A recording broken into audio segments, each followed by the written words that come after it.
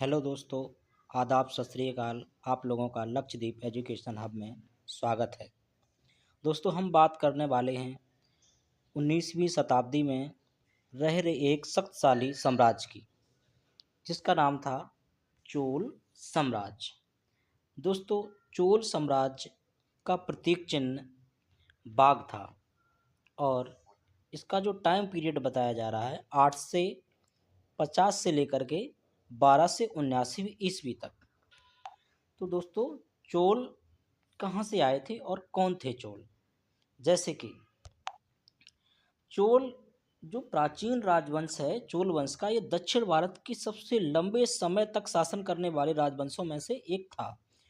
उनकी जड़ें संगम काल के तीसरी शताब्दी यानी कि लगभग 200 और 300 ईस्वी के बीच की जो शताब्दी है, इसके बीच में इसका ओरिजिन बताया जाता है, इससे इसका जन्म बताया जाता है। महान साम्राज्य ये 9वीं शताब्दी या 13वीं शताब्दी के बीच में इसके जो महान सम्राट हुए। अब दोस्तों, हम बात करने वाले हैं कि महान सम्राट कौन थे। चलो, तो अब हम बात करते हैं, जैसे कि अब ये महान सम्राटों को बाद में देखते हैं, पहले हम देखते हैं कि इनका कहाँ के थे चोल, इनका विस्तार कहाँ पे था, कौन सी जगह थी, क्या इनकी राजधानी थी। तो देखो, चोलों के मुख्य क्षेत्र कावेरी नदी की उपजाऊ घाटी, इसे बोलते हैं चोल मंडल। अपने चरम पर साम्राज्य में संपूर्ण दक्षिण भारत, श्रीलंका, मालदीव को शामिल करते हुए और बहुत सारे ऐसे छोटे छोटे राजाओं को, छोटे छोटे किलों को उन्होंने, चोलों ने अपने कब्जे में ले रखा था, जीत लिया था। और उनकी जो प्रमुख राजधानी रही है वो तंजावुर, उरैर के बाद में गंगे कोंडा चोलपुरम, ये राजधानियां उन्होंने बनाई। तो ठीक है, अब बात करते हैं कौन से ऐसे राजा थे या हम कौन से राजा थे, इस सब की जानकारी मिलती हमें कहाँ से है? तो अभिलेख किससे मिलती है? अभिलेख से, साहित्य से, विदेशी विवरणों से। अभिलेख क्या होता है बेटा? अभिलेख का मतलब होता है ऐसे लेख जो पुराने समय में लिखे गए लोगों के द्वारा और इतिहास में उनको दिया गया। अब ये पुराने समय पेपर तो था नहीं, तो मंदिरों के दीवारों पर, प्लेटों पर हजारों शिलालेख मिले हैं। शिला मतलब पत्थर के, पत्थरों पर ये चीज़ों, इन राजाओं के बारे में कुछ जानकारियाँ मिली हैं। ये है अभिलेख। अब हम बात करते हैं जैसे साहित्य। साहित्य, लिटरेचर में क्या होता है? संगम साहित्य। उस समय के जो संगम काल के भक्ति काल रहा है, भक्ति साहित्य में इन राजाओं के बारे में वर्णन किया गया था। ठीक है, तो ये दोनों चीज़ें थी, ये अपने ही देश से संबंधित हैं। अब जो कुछ स्रोत, कुछ ऐसे चीज़ें हैं जो हमें बाहर के विवरणों से मिली हैं, उनको बोलते हैं विदेशी विवरण। तो विदेशी विवरण क्या है? जैसे चीन, अरब के यात्रियों के यात्रा वृतांत में उन्होंने चोल के बारे में बताया और चोल की नौसेना की शक्ति को उन्होंने खूब महिमा मंडित किया है। तो इससे हमें चोल साम्राज्य के लिए जानकारी मिलती है। ठीक है दोस्तों, आगे चलते हैं। तो चोल को दो भागों में बांटा हुआ है। चोल साम्राज्य को दो भागों में बांटा, जैसे कि प्रारंभिक चोल, इनको हमने दो भागों में बांटा है। ठीक है, तो देखते हैं प्रारंभिक चोल कौन थे। तो अब प्रारंभिक चोल के बारे में जैसे हम बात करते हैं, तो ये चोल थे संगम काल के चोल, जो कि बताया गया है 300 ईस्वी के लगभग में जो टाइम पीरियड रहा है, इसे संगम काल कहते हैं। यहीं पे ये प्रारंभिक चोल हैं। ओके, आगे चलते हैं। तो अब प्रारंभिक चोल हैं, तो प्रारंभिक राजा कौन से रहे? तो संगम साहित्य जो है, भक्ति साहित्य है, उसमें करिकल चोल साम्राज्य का एक बहुत ही महत्वपूर्ण राजा की जानकारी मिलती है। ओके, अब हम बात करते हैं जैसे कि करिकल की। तो करिकल कौन है? जो संगम काल में चोल राजा है, जिसकी जानकारी मिलती है। संगम युग के सबसे प्रसिद्ध राजा कौन थे? करिकल। उन्हें कावेरी नदी के बाढ़ नियंत्रण के लिए कलनई बांध बनाने का भी श्रेय दिया जाता है। तो इन राजा ने क्या किया था, कावेरी नदी की जो बाढ़ ना आए इसलिए एक बांध बनाया था। अब बेटा बांध बना है तो कृषि में बढ़ावा मिलेगा, व्यापार में बढ़ावा मिलेगा और युद्ध में पांडचेरों इन सबको हराने की रणनीति भी मिलेगी। ठीक है बात, आगे चलते हैं दोस्तों। शाही चोलों का उदय। शाही चोलों का उदय मतलब चोल वंश को किसने बनाया, जो कि 9वीं शताब्दी की बात कर रहे थे। तो अब चोल वंश की स्थापना किसे मानते हैं स्थापक, विजयालय को। किसको मानते हैं, विजयालय। लंबे समय तक की गुलामी के बाद विजयालय ने 850 में मुक्त तैयार प्रमुख से तंजावर को छीनकर चोल वंश की स्थापना की और तंजावर को अपनी राजधानी बनाया। ओके, हम आगे बात करते हैं आदित्य प्रथम और पारंतक, जो कि विजयालय के ही उत्तराधिकारी रहे हैं। तो आदित्य प्रथम और पारंतक ये भी एक महान राजा रहे हैं। तो ये किसके उत्तराधिकारी हैं, विजयालय के। आदित्य प्रथम ने पल्लवों को हराकर चोलों को संप्रभु बनाया, यानी कि चोलों को अपने आप में संप्रभुता किसने दिलाई, आदित्य प्रथम ने। पारंतक प्रथम ने क्या हुआ, मधुर्य को जीता और मधुर्य कोंडों की उपाधि धारण की। मधुर्य कोंडे मतलब जो मधुर्य को जीतने वाला। ठीक है, आगे बढ़ते हैं। महान सम्राट और राजा। तो महान सम्राट कौन है, इसमें नाम बताया गया है, किस किस महान सम्राट का नाम दिया गया है, जैसे राजराज प्रथम या राजेंद्र प्रथम। ओके, चलो तो हम बात करते हैं कौन कौन राजा हैं, राजराज प्रथम, राजेंद्र प्रथम। ठीक है, आगे चलते हैं अब इनके बारे में। जैसे राजराज प्रथम, अब राजराज प्रथम के बारे में जानते हैं कि इस राजा ने या इन राजाओं ने क्या ऐसा किया कि इनको हम महान राजा कहने लगे। तो इसके पीछे क्या कहानी है।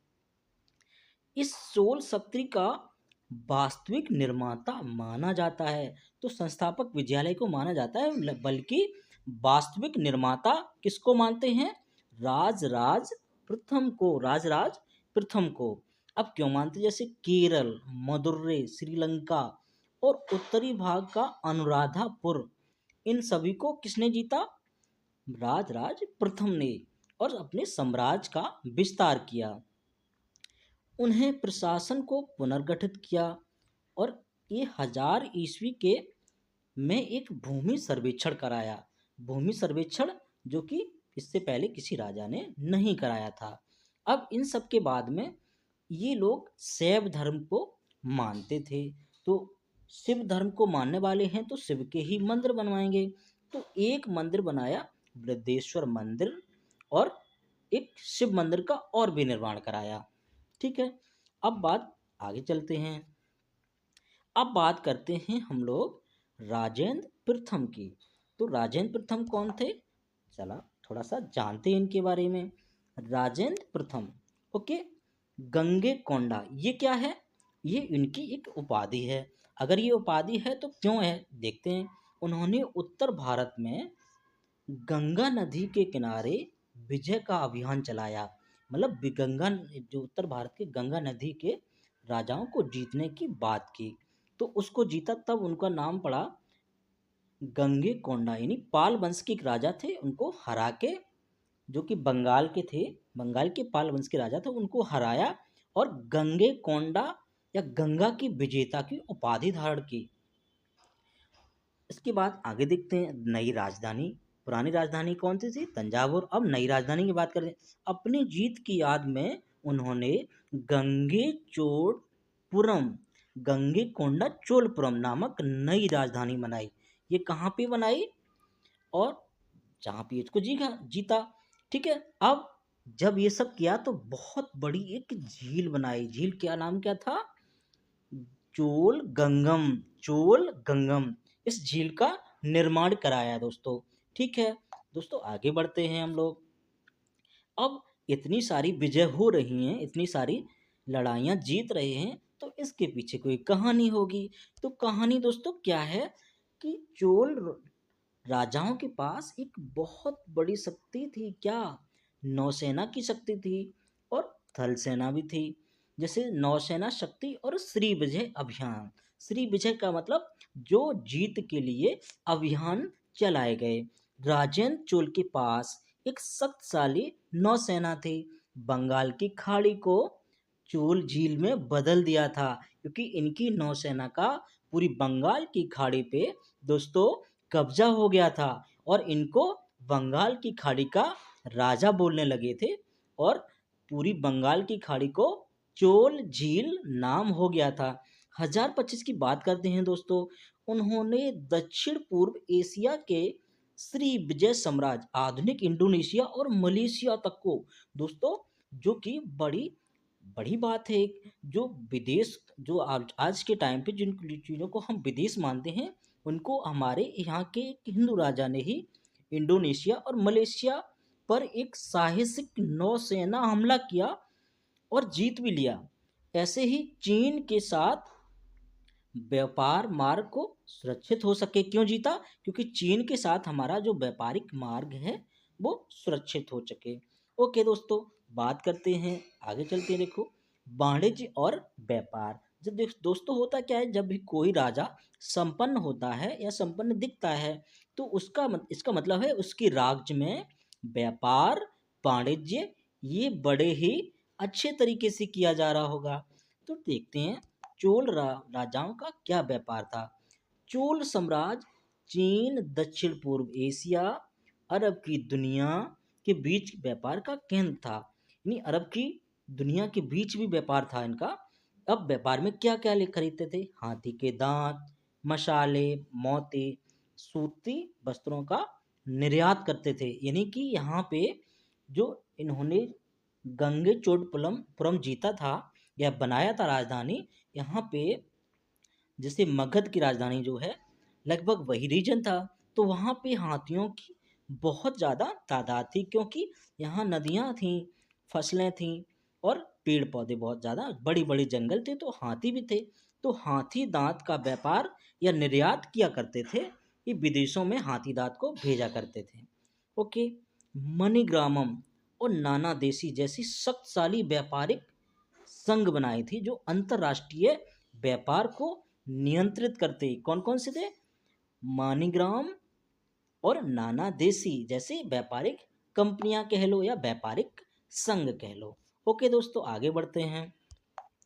अब बात करते हैं परवर्ती चोल शासक, यानी कि चोल शासक जो लास्ट में बने, यानी राजेंद्र चोल और राजराज प्रथम चोल के बाद में बने हुए चोल राजाओं या उत्तराधिकारियों की बात करते हैं दोस्तों। तो एक नाम आता है कुलोत्तुंग। कुलोत्तुंग प्रथम। इन्होंने चालुक्य और चोल वंशों को एकजुट किया और उन्हें सुसंग सुगम तीर्थ चोलम और कर हटाने को कहा। दोस्तों बात की जाती है जैसे कि कुलोत्तुंग जो था, ये चोल और चालुक्य वंशों के एक मिश्रण, मतलब वंशज था। ऐसे मान लो कि जो कुलोत्तुंग था, उसकी माता और पिता ये दोनों चोल और चालुक्य वंशों से बिलोंग करते थे। तो इसका मानना था कि चालुक्यों को भी अपने साथ में रखा जाए और उन्हें एकजुट करने का क्या प्रयास किया। अब धीरे धीरे देखो, कोई भी साम्राज्य हो, पतन तो सबका होता है। पतन का कारण और कुछ न कुछ कारण रहते हैं। तो 13वीं शताब्दी तक इनका पतन होना शुरू हो गया था। तो पांड्य राजाओं का पुनरुत्थान और ये होयसलों के हमलों के कारण चोल शक्ति क्षीण होती गई, अंततः राजेंद्र तृतीय के साथ समाप्त हो गई। ओके दोस्तों, अब हम इनके बारे में प्रशासन और स्थानीय स्वशासन की बात करते हैं।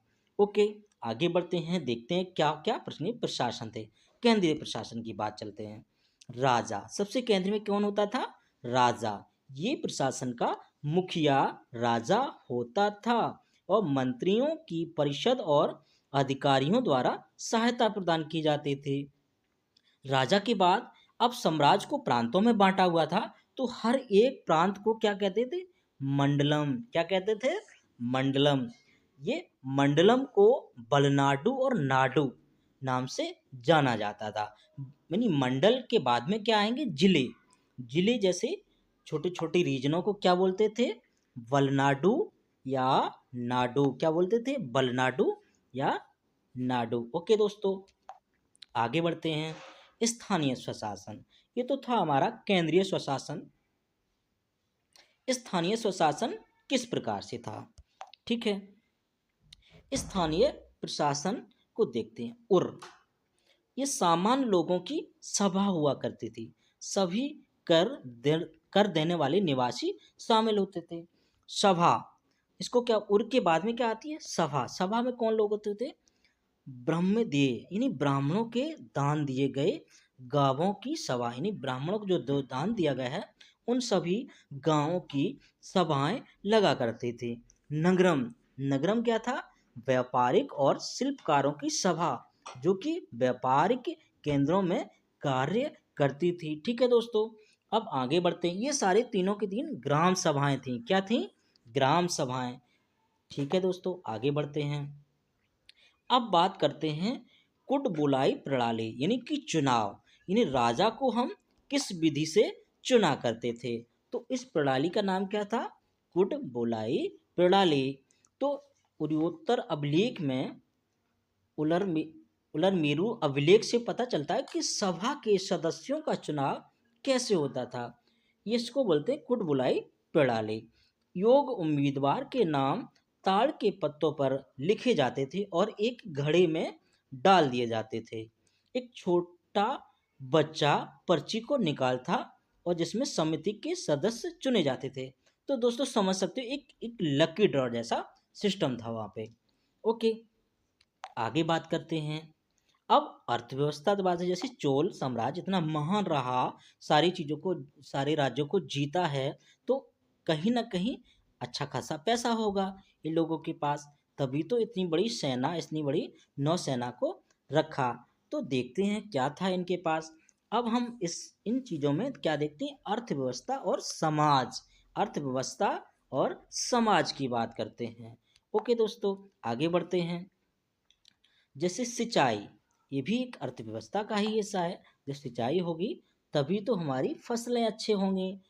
तो जब फसलें अच्छी होंगी तो हमारा राज्य सुखी और समृद्ध होगा। देखते हैं, कृषि व्यवस्था की रीढ़ की हड्डी कावेरी डेल्टा क्षेत्र उत्पादकता के लिए बहुत ही जरूरी था। तो कावेरी नदी के किनारे ये सारे साम्राज्य थे। तो यहाँ कावेरी का जो डेल्टा था, यहाँ की मिट्टी बहुत ज़्यादा उपजाऊ थी और कृषि कार्य बहुत अच्छे से हुआ करता था। चोल राजाओं ने सिंचाई के लिए नहरें, तालाबों, बांधों व्यापक तरीके से निर्माण कराया था। तो दोस्तों देख रहे हो, उस टाइम पे भी नहरें और बांधों का निर्माण किया जा सकता था। भू राजस्व की बात करते, अब मान लो इतना सब कर रहे हैं राजा, तो टैक्स तो लेंगे। टैक्स कैसे लेते थे? इसको बोलते हैं भू राजस्व। आज भी टैक्स लिया जाता है दोस्तों। मुख्य स्रोत क्या था? आमतौर पर उपज का 1/6, 1/, यानी कि 1/6 भाग उपज का ये लोग कर के रूप में लिया करते थे। अब श्रेणियां और संगठन, कैसे क्या लोग बटे हुए थे। संगठन, संगठन क्या है? शक्तिशाली गिल्ड बनाए थे, यानी व्यापारियों ने एक गिल्ड बनाए थे जो अपनी सेना भी रखते थे, और इनको क्या बोलते थे? संगठन। प्रमुख गिल्ड मणिग्रामम और एब्रो अयोवली, ये 500 थे, यानी कि ये 500 तक सेना रखते थे। कार्य, यानी कि कार्य क्या थे? ये गिल्ड व्यापार के नियमों को तय करते थे, मंदिरों को दान देते थे, यानी व्यापार के नियम बनाते थे, मंदिरों के दान देते थे, और दूर दराज के देशों के साथ व्यापार को सुरक्षित रखते थे। ओके दोस्तों, आगे बढ़ते हैं। अब बात करते हैं चोल साम्राज्य में चलाए हुए सिक्कों की जानकारी, यानी कॉइन्स क्या क्या इन्होंने चलाए थे। तो चोलों ने क्या किया? सोने के चांदी के, तांबे के, 3 प्रकार के सिक्के चलाए। उसके बाद सोने के सिक्कों को क्या बोलते हैं? काशू। सोने के सिक्कों को क्या बोलते हैं? काशू।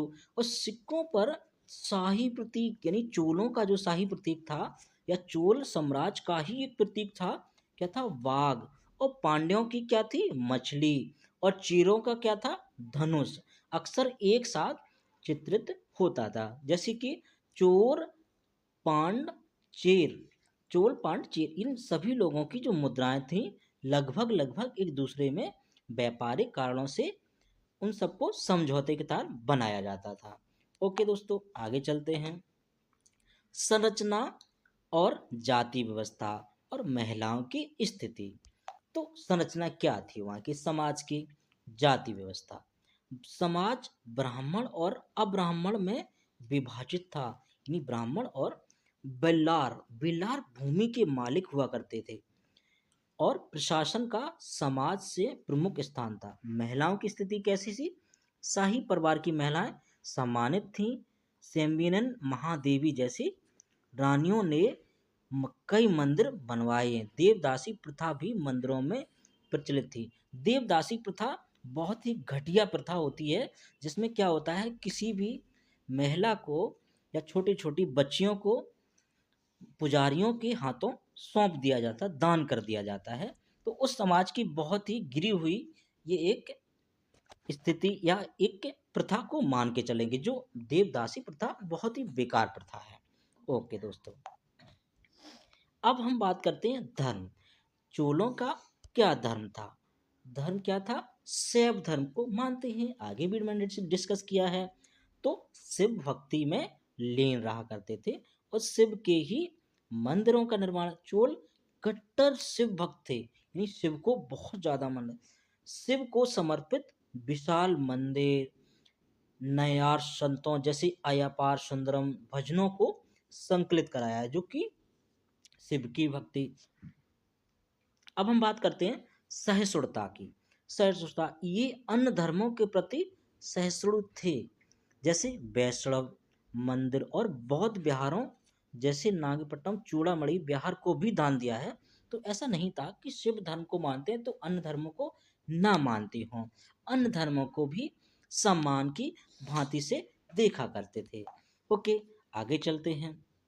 साहित्य और संस्कृति। हम किसी भी साम्राज्य के बारे में जानकारी लेते हैं तो हम कहाँ से लेते हैं? हमें साहित्य का ज्ञान होना चाहिए। जब मेरे पास साहित्य होता है तो उस साहित्य के हिसाब से राजाओं के सटीक बातों को, उनकी साम्राज्य विस्तार को, उनकी नीतियों को हम जान सकते हैं। ओके दोस्तों, आगे बढ़ते हैं। तो देखते हैं क्या था तमिल साहित्य। इस साहित्य क्या क्या बोलते हैं? तमिल साहित्य का स्वर्ण युग कहेंगे, क्योंकि उस टाइम पे तमिल साहित्य बहुत ही जोरों पे चल रहा था। ओके दोस्तों, देखते हैं क्या था। चोल काल के तमिल साहित्य का स्वर्ण युग कहा जाता है, यानी कि चोल काल को तमिल साहित्य का स्वर्ण युग। कंबन, कंबन जैसे ऋषि, कंबन माड़िया और तमिल रामायण की रचना की है। किसने की है? कंबन ने। और संकीझार, सोंकीझार इन्होंने पेरवा पोडियम लिखा। और 63 नयनार संतों की जीवनी भी इन्होंने लिखी है। जय कोंडार, इनकी एक रचना थी कलिंग पुत्र पर्णी, जो कि कलिंग पुत्र एक उत्तराधिकारी है राजेंद्र प्रथम के। इनके बारे में बात की और उन्होंने कलिंग युद्ध के वर्णन को भी लिखा है, जैसा कि अशोक के टाइम पे जो कलिंग युद्ध हुआ था। ओके दोस्तों, आगे बात करते हैं कला और वास्तुकला, यानी आर्ट एंड आर्किटेक्चर्स, जो मंदिर और भवन वगैरह जिससे बनाए जाते हैं। ठीक है, तो कला और साहित्य उसकी बात करते हैं, आर्किटेक्चर की। ओके दोस्तों, तो अब क्या है इसको समझते हैं। जैसे यहाँ की जो कला थी उसको क्या बोलते थे? द्रविड़ वस्तु शैली। द्रविड़ वास्तु शैली, यानी द्रविड़ लोगों को जो साउथ में हैं उनको हम द्रविड़ नाम से जानते हैं। वहाँ की शैली कौन सी थी? द्रविड़ शैली। ओके, दोस्तों द्रविड़ शैली के बाद में जैसे विमान क्या है? चोल मंदिरों की प्रमुख विशेषता गर्भगृह के ऊपर बना विशाल पिरामिड के नुमा जो टावर सा बनता है उसको क्या बोलते हैं? विमान। और गोपुरम प्रवेश द्वार, ऊंचा द्वार था। विशेषताएं क्या थी? विशाल आंगन हुआ करता था, ऊंचे गोपुरम हुआ करते थे, दीवारों पर बारीक नक्काशी और डिजाइन्स को बनाया करते थे। ओके दोस्तों, आगे चलते हैं। जैसे अब इन सब चीज़ों को हमने कैसे जाना, कहाँ पे हमें ऐसी डिजाइन्स को देखा। जैसे बृहदेश्वर मंदिर, ये किसको है? शिव को समर्पित है, शिव को समर्पित है। इसका निर्माण 1010 ईस्वी में राज राजा प्रथम ने बनवाया था। ओके, ये किस शैली में बना होगा? द्रविड़ शैली में। इसकी विमान की ऊंचाई 216 फीट है। उस समय दुनिया की सबसे ऊंची संरचनाओं में से एक था। इसके शिखर पर एक कुंभम यानी गुम्बद, जिसका यानी 80 टन के से ज्यादा बड़ा एक ही पत्थर से बना हुआ है। ओके दोस्तों, आगे देखते हैं। चोल की कांस्य मूर्तियां, यानी कि उस टाइम पे कांसे की मूर्तियां जो बनाई गई थी। चोल की वहाँ की चोल कला अपनी लास्ट वैक्स तकनीकी से बनी कांस्य मूर्तियों की प्रसिद्ध है, के लिए प्रसिद्ध है। यहाँ पे जो मूर्ति है वो सबसे सबसे ज़्यादा फेमस मूर्ति है नटराज, नृत्य करते हुए शिव की मूर्ति। इससे ही हमें चोल वंश के बारे में बहुत सारी जानकारी मिलती है। इसी के साथ नमस्ते। और कैसा लगा वीडियो, इसके बारे में बताइए, कमेंट करिए और मुझे अगले वीडियो के लिए सलाह और मोटिवेशन दीजिए। धन्यवाद।